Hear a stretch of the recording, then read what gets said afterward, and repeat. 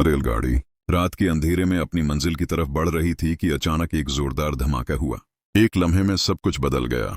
बोगियां झटके से रख गईं और मुसाफिरों की चीखों पुकार गूंज उठी। धमाके के साथ ही दूर पहाड़ों से रोशनी की चमक नजर आई और फिर राकटों की बारिश शुरू हो गई। हर तरफ गोलियों की बौछार थी।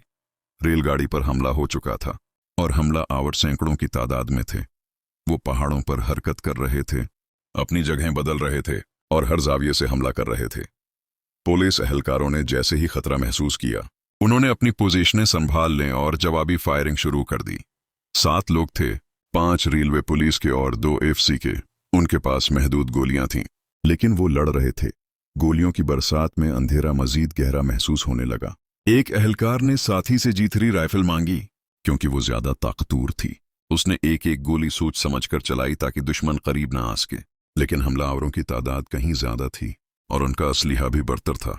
कुछ ही देर में गोलियां खत्म हो गईं और फिर खामोशी छा गई। हमलावरों ने ट्रेन को घेरे में ले लिया। मुसाफिरों को बोगियों से बाहर निकाला जाने लगा। वो बलूची जबान में बात कर रहे थे और धमकियां दे रहे थे कि अगर उनके मुतालबात पूरे न किए गए तो किसी को जिंदा नहीं छोड़ेंगे। वो फौजी शनाख्त रखने वालों को अलहदा कर रहे थे और जैसे ही उनको हुक्म मिलता उन्हें मार देते। कुछ लोगों ने बचने के लिए वर्दी उतारने का मशूरा दिया, लेकिन एक अहलकार ने इनकार कर दिया। उसे लगा कि अगर मौत आनी है तो वर्दी में ही आनी चाहिए। एक एक करके कई लोगों को कत्ल कर दिया गया। कई मुसाफिर दहशत के मारे खामोश थे, कुछ दुआएं कर रहे थे और कुछ की आंखों में खौफ के साए लर्जा थे। हमला और गरवा में कुछ लोग हमदर्द भी थे, शायद इसीलिए कुछ को छोड़ दिया गया। रात गहरी होती गई और फिर हमला आवरों का एक बड़ा गरवा वापस चला गया, लेकिन कुछ वहीं रख गए। उनके चेहरे पर थकन के आसार नमाया थे, लेकिन वो मुकम्मल काबू में थे। कुछ मुसाफिरों को पहाड़ों की तरफ ले जाया गया और किसी को नहीं मालूम था कि उनके साथ क्या होगा। सुबह होने लगी तो FC के मजीद एहलकार पहुंच गए। हमला आवरों की तौजा उस तरफ हो गई और कैदी बनाए गए। पुलिस एहलकारों ने मौका गनीमत जाना।